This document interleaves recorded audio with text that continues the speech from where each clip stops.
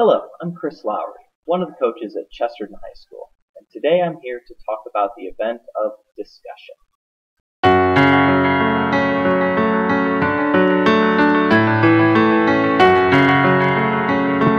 Discussion has undergone a number of changes over the recent years. The previous version of the event had been deemed too combative and too research intensive, so we've gone to a different model. The model is a cooperative business meeting. The idea is that kids are supposed to cooperate with each other in order to come to some truths or to some answers or conclusions about the topic that they have. The model that we use for this is the Socratic Seminar, which goes all the way back to Socrates and the ancient Greeks. His particular version of teaching was to ask questions, specifically the question, why? His belief was that we all knew the answers, we just needed to dig to be able to find the truth. The judge will provide questions for the students, and the students should be looking inwards to be able to find truth, meaning they should be throwing out ideas while other people utilize those ideas and discussion points to try to dig for the answers. It's important to note in this model that we don't look at the idea of having correct answers or incorrect answers. Instead, everything is designed to try to cooperatively find out the truth. In order to avoid becoming too research intensive, most tournaments are going to hold back the questions. Some may release them a week before with the artifacts and the questions. Others will choose to have the questions released by the judge at the tournament so that there's a level of spontaneity that the students are forced to react to. The artifacts can range across a number of different disciplines, including art, music, history, current events, and even political cartoons. Students are going to have to be well versed across a number of curriculums in order to be able to be successful at this event.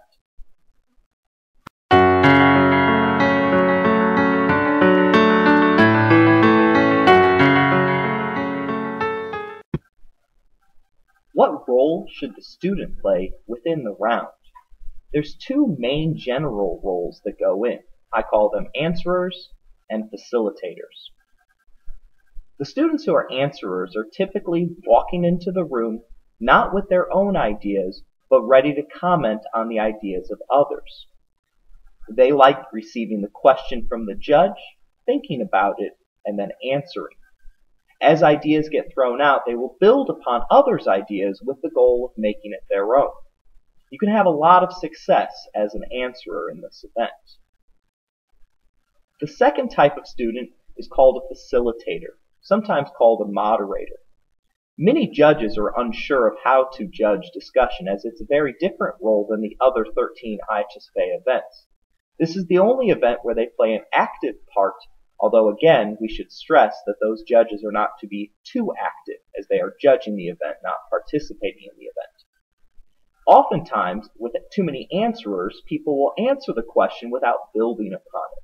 A facilitator or a moderator is the type of student who brings kids who have not been speaking into the debate round, or starts building upon other ideas and linking them together. This person oftentimes won't have a lot of answers of their own, but will be talking in order to move the discussion forward.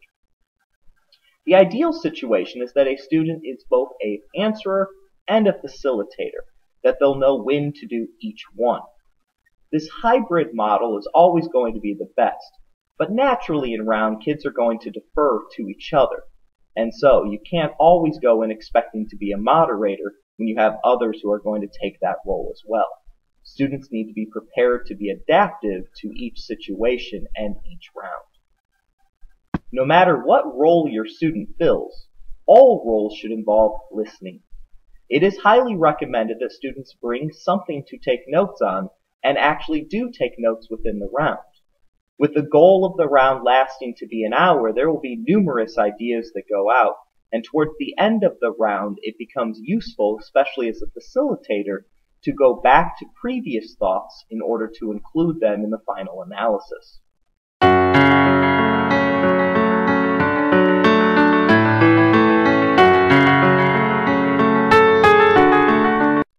The role of the judge is one of the most difficult positions in discussion. The judge is to be a silent observer except for the aspect of throwing out questions. If it does get combative and there is a problem, the judge is allowed to intervene, but once again that's discouraged as it becomes a slippery slope into the discussion themselves.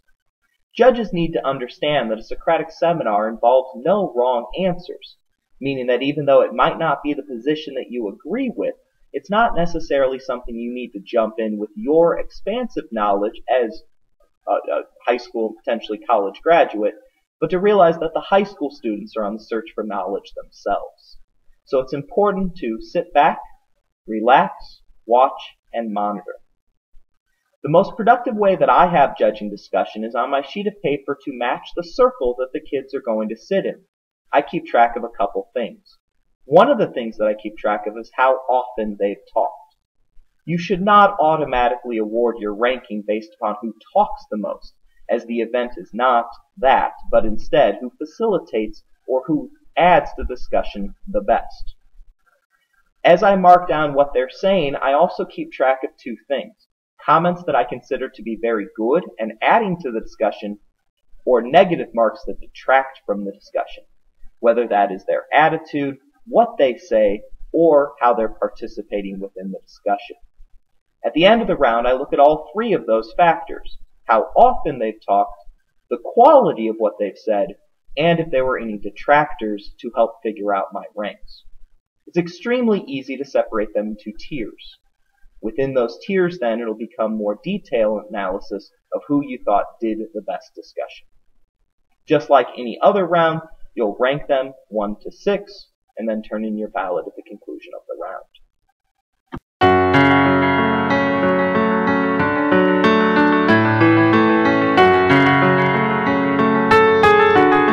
Many coaches are unsure how to coach this event, and at Chesterton High School I'm blessed with an extremely large team with a number of discussers on it. The size of your team does not make that big of a difference in the success of the student, as recent history within the IHSA State Speech Tournament, small schools have been in final round and won final round. So we'll talk about coaching small teams and coaching large teams. Let's start with the small teams. Typically, we don't know the questions ahead of time, and I consider that to be a huge benefit to coaching a small team within discussion. I would have a one-on-one or a one-on-two work session with my 1 or 2 discussers. I would have them research first, and I would do a little bit of research. So for instance, if we have a poem to read, my student would read it, come up with some ideas for the discussion, and I would read it and come up with some ideas independently for the discussion. We would sit down, and because we can't necessarily discuss too much, essentially I would throw out ideas or concepts or beliefs, such as, have you thought about this? What were you going to do if this question comes up? How do you feel about? All of those lines of questions are designed to start the student on the process of figuring out what the topic is about, and where, if the question allows them to, can they take the discussion into a different spot. The number of questions that you ask, the more the better.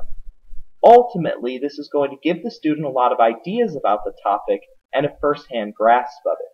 You're never going to know all of the questions or where the discussion is going to go completely, because it's always different each and every single round, because the students control it. But ultimately, if they have a wide berth of knowledge, they're going to be able to be more prepared for discussion and feel more comfortable with it. I would have my students take notes during this work session and write down parts they liked and parts they didn't like. I would also talk to the student about the answers they gave, where I feel that that's a comfortable response, that I feel like they should pursue it, and I feel like it's a winner, that they should go with it into the round and try to work it into the discussion as long as the discussion fits that piece of knowledge. After this, I would have the student go back and research and develop some of the things that they talked about there. Coaching a large team tends to be a little bit easier. I would have my students research, I would come up with questions, and then I'd sit them in an actual discussion round format, and I would throw out questions. I would monitor and kind of watch how things are going, and then at the end of the round I'd go through my notes with them and correct them. Things that often get done is, I don't like that argument, I think you took it off track, you didn't speak enough, you waited too long in between speaking, or you came off as rude. All of those can be indicators that are going to help them with their ranks and can teach them how to discuss better within a round. Above all with coaching, I would avoid a lecture-based style. It's much better for students when they learn the knowledge firsthand instead of regurgitate whatever it is that the coach said. It can also be extremely dangerous if you have more than one discusser and you get their information through a lecture-based system. Oftentimes, particularly at the beginning of the season, the event of discussion is extremely small, as the event is populated in large part by debaters who come over after the fall season.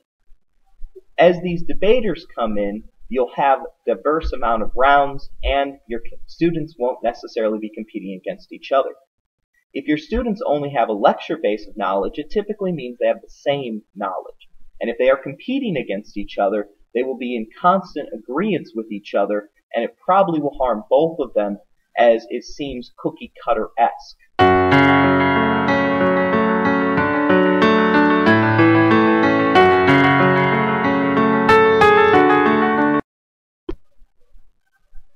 Finally, I wanted to give you some tips for your discussion kids.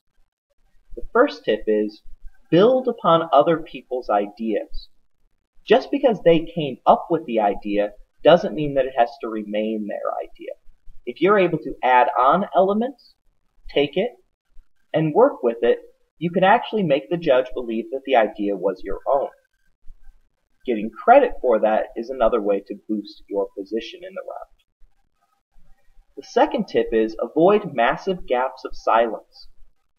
The number of times you talk is not necessarily going to be that you win.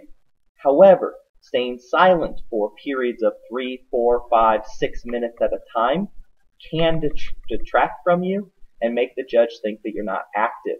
Those large gaps of time can really harm you. At the same time, the next tip is, don't try to talk too much. I had one discusser who constantly thought after every single comment he had to get in. It was extremely distracting, and oftentimes he wasn't saying anything valuable. He was just speaking in order to speak. Make sure your teammates don't undercut each other. Going after each other is only going to harm both of your positions. This is a cooperative activity, meaning undercutting or negatively, purposefully harming somebody else and their ideas, especially when they can be good, is actually going to harm both of you, not boost you at your partner's expense. Judges tend to think in tiers. You should too. As you go through the round, figure out who the top tier, the middle tier, and the lower tier are, and more importantly, figure out where you're at. If you're in the top tier with 2 other students, you need to figure out a way to differentiate yourself from them. It could be disagreeing with their idea, it could be absorbing their idea, or it could even be facilitating their idea that could make the difference between you and them.